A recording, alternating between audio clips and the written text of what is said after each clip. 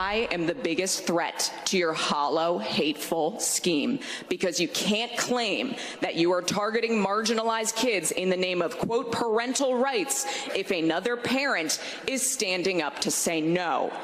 So then what? Then you dehumanize and marginalize me. You say that I'm one of them. You say she's a groomer. She supports pedophilia. She wants children to believe that they were responsible for slavery and to feel bad about themselves because they're white. People who are different are not the reason that our roads are in bad shape after decades of disinvestment, or that healthcare costs are too high, or that teachers are leaving the profession. We cannot let hateful people tell you otherwise, to scapegoat and deflect from the fact that they are not doing anything to fix the real issues that impact people's lives. And I know that hate will only win if people like me stand by and let it happen. Michigan State Senator Mallory McMorrow responding to a smear by a Republican colleague in a wild fundraising email. Senator McMorrow was accused of being, quote, outraged that she can't groom and sexualize kindergartners or teach that 8-year-olds are responsible for slavery.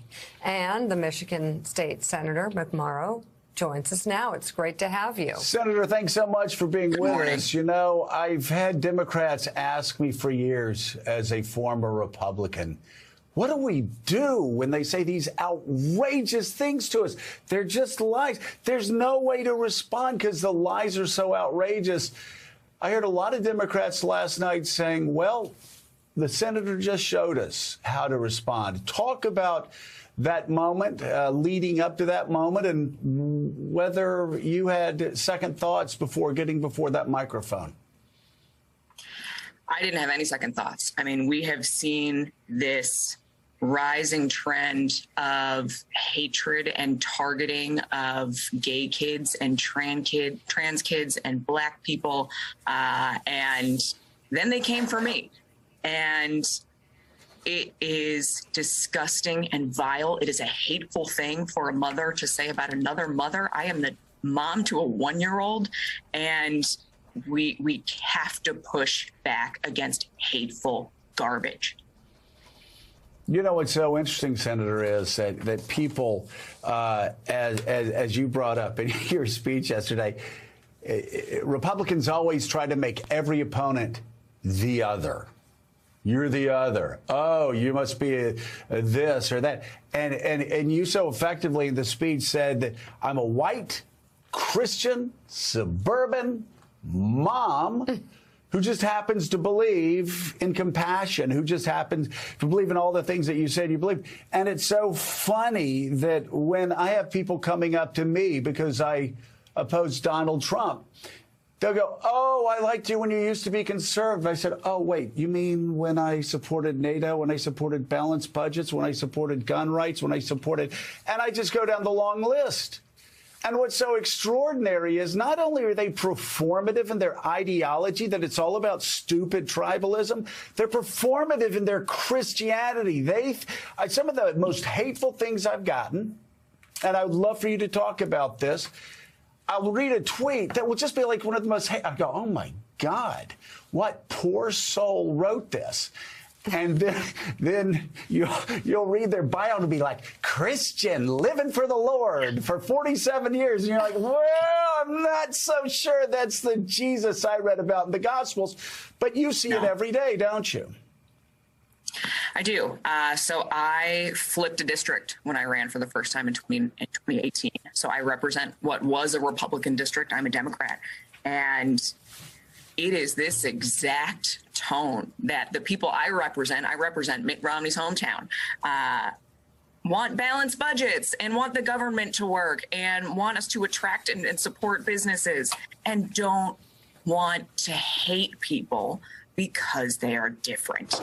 And there was an opportunity for the Republican Party to go back to debating, you know, how we spend tax dollars, but instead it is full fringe QAnon, hateful rhetoric with no actual policy. So, you know, I see it every day.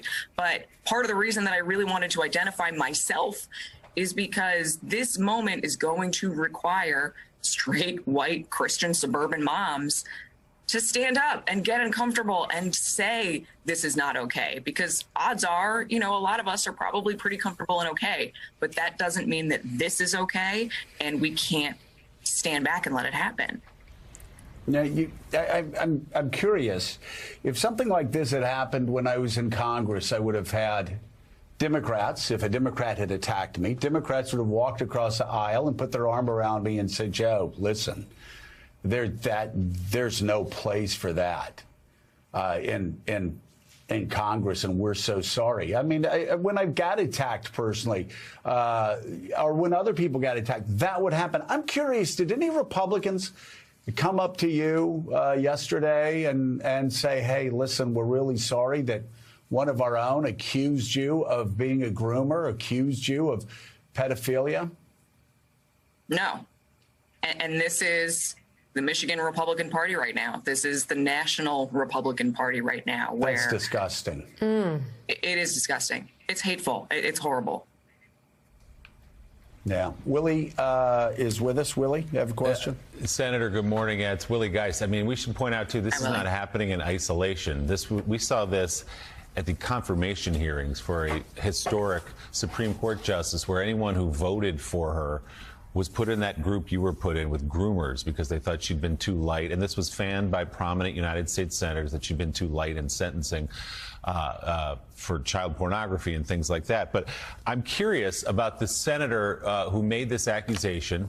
And it's ugly, but I mean, we have to say it out loud about what she said about you, that you were upset that kindergartners couldn't be sexualized and that you were a groomer effectively. When you looked directly at Senator Tice yesterday and said what you said, did she look back at you? Because everyone's very tough online on Twitter and fundraising emails. What did she do back? What did she say back? She said nothing back and couldn't even be bothered to look me in the eye. I looked at the back of her head the entire speech. She turned away from me. And, in part of that fundraising email, she accused me of being an online social media troll. And I have never been one to shy away from saying things to people's face, and she's too much of a coward to even acknowledge my existence. So what, in your estimation, Senator, has happened? Because Michigan, as you say, Mitt Romney, moderate Republicans, balanced budget, things like that. There were movements within the legislature there to try to overturn the election in your state, unsuccessful, thank goodness, for the country. What has changed in the last few years? It is this rising extremism, and we've seen this play out with gerrymandering. The fact is, Michigan is a very purple state. We vote pretty evenly, Democratic versus Republican.